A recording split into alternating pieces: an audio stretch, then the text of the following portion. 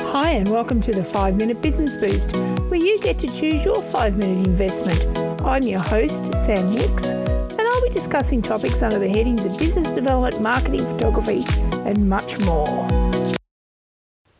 Thanks for tuning into the first part of me chatting about trade shows and expos, which are a vital component of business growth and networking. It was all about showcasing, selling your products, meeting potential clients and building brand awareness. Today I'm going to talk about the final top tips to ensure that you get that success out of your investment to be part of a trade show and expo, because we all know it can be exhausting and costly. We loved our time at expos. As I mentioned, it can be exhausting, but you can use the time to network, collect feedback and learn about new industry or sector trends. And I think that's what we loved about it. It kept us current. Now, again, if you attend markets, some, if not most of these tips will also help out in that space as well. Number 6, let's continue on. Networking. Networking, as I mentioned before, is one of the most valuable aspects of attending a trade show. Take the time to connect with other exhibitors, industry professionals and potential clients. Some of the best suppliers we met at trade shows, not to mention collaborations that followed. Bring plenty of business cards or postcards or a QR connection. Use that form of digital contact information exchange to make it easy for visitors to your booth, and be prepared to engage in meaningful conversations. Network, and more networking. That's what you've got to do. You also need to follow up with new contacts after the event. See what other trade shows they have attended or will in the future. You might catch up with them in the next round of trade shows. Inquire what worked for them. Now, I'm not suggesting you find out about their sales strategy because, that's just a bit icky. But ask about what freight companies they use to get their goods to the booth, or any tips and tricks for bumping in and bumping out. You get the idea. You need to network and chat to people. Number 7. Merchandise. Promotional branded merchandise can enhance your brand's visibility at an expo. Choose items that are useful, high quality and branded with your logo and contact information. These days it pays to have eco-friendly considerations, as well as being multifunctional. Check out what popular items are.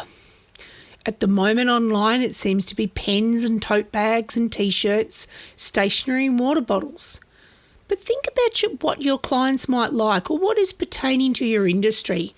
Think about how you might distribute it at the trade show days to ensure it reaches your target market. My favourites are reusable coffee cups, drink bottles and funky lanyards or badges, but I'm a little on the nerdy side. A great pen is also handy if they write nicely.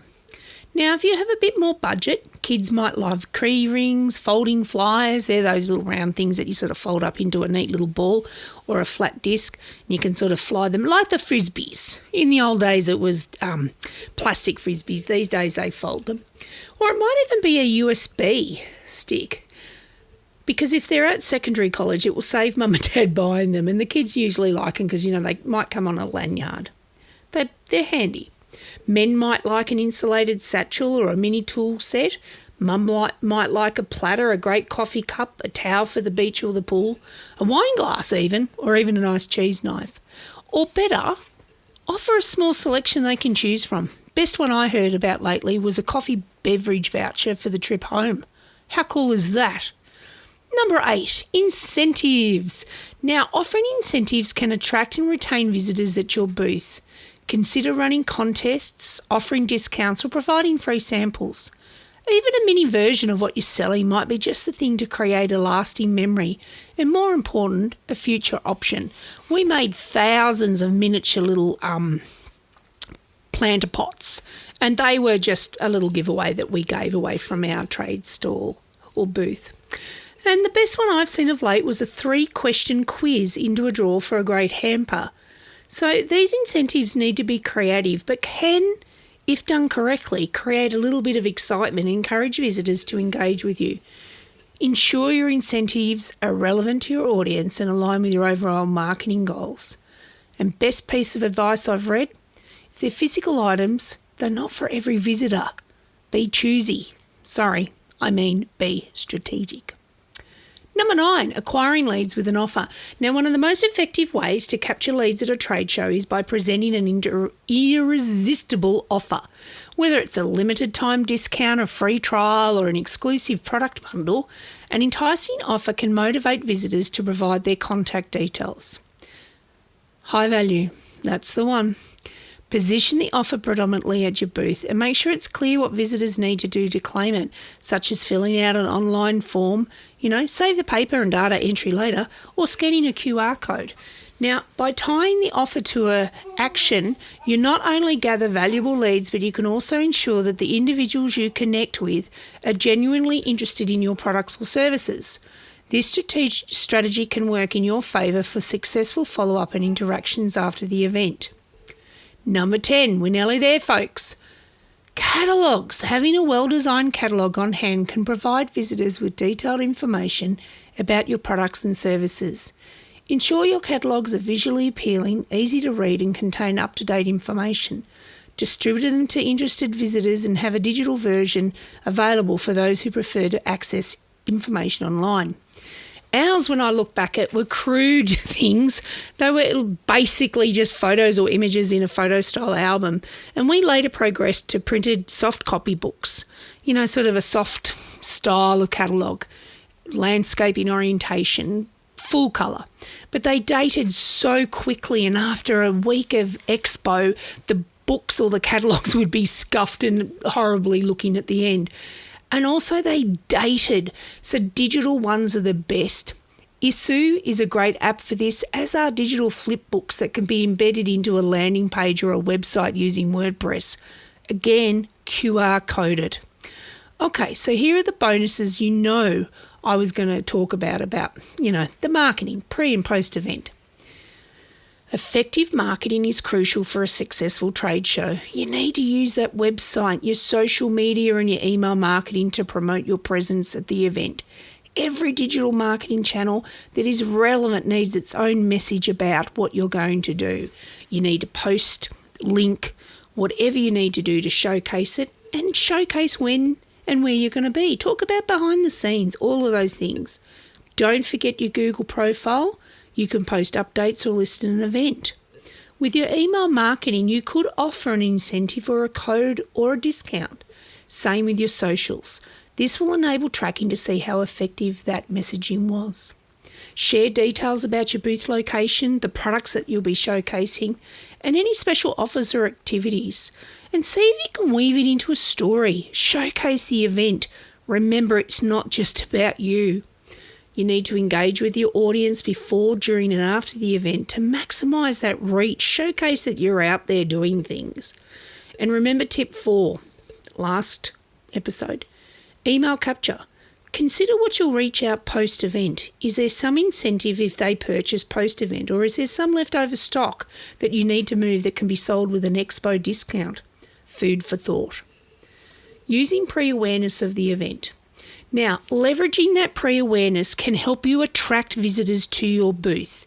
You need to create some hype or buzz around announcing that your participation.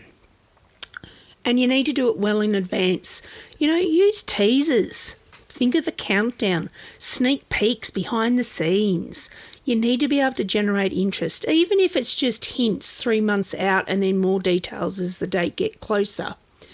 If the expo is further away, you'll need to think of that 3 months just in case people want to travel to see you. Or if they have to take time off. We always used to say, oh my God, the expos should have been on the weekends, but then they're not sometimes good no matter what day of the week they are. But give people time to be able to book it out in their diary and attend. See if you can collaborate with event organisers and other exhibitors to amplify your reach. The more people that know about your presence, the more likely they are to visit your booth and or the event. Ask organisers if they have those I am an exhibitor social media tiles to promote the event. Or are they working on campaigns that you can actually be involved in? That way you leverage off their marketing brand for the event. And that reminds me, if they're shooting video or have an on-site event photographer on the day or days that you're there, make sure you get involved for future events and or that post A lot of event organisers now capture video and do an event thank you at the end of it, and usually the video gets a lot of engagement. Maybe you can be involved in panels or discussions about the industry on the day, so look for those opportunities. Now here's a couple of quick bonus tips before I log off. There's not much detail here, but maybe, just maybe, it will spur you to have a bit of a think about it. Now, have a few thoughts about these. Use storytelling to make connections. It's not about the product, it's about the problem it solves. Can you collaborate prior to the trade show with another exhibitor or business who isn't attending? Chat to trade show organisers. Are there any additional opportunities that you can leverage from prior, during or post? An expo I ran last year, the businesses who reached out to me prior secured many opportunities to be seen and get noticed, one of which was a local radio interview. So don't stand in your stand. If you can reduce that barrier of that table out the front, you're creating an inviting space. Less is more. Consider that in your booth and in your offering. No foods or drink in the stand, ever. It's just fraught with danger and it looks sloppy. Nothing worse when you look over to a booth and somebody's shoving food into their face. So don't think about it. Walk away from the booth or get somebody to look after your booth. We had a 20-minute rule. 20 minutes to unpack the car, 20 minutes to set up and 20 minutes to bump out. So no complicated setups, easy on the back, your resources, and easy on the purse or wallet. We also set up our stand prior to see what would work. Most spaces are usually not more than 3 by 3 by 3. So it gives you time to space everything out and see how everything is going to fit and work.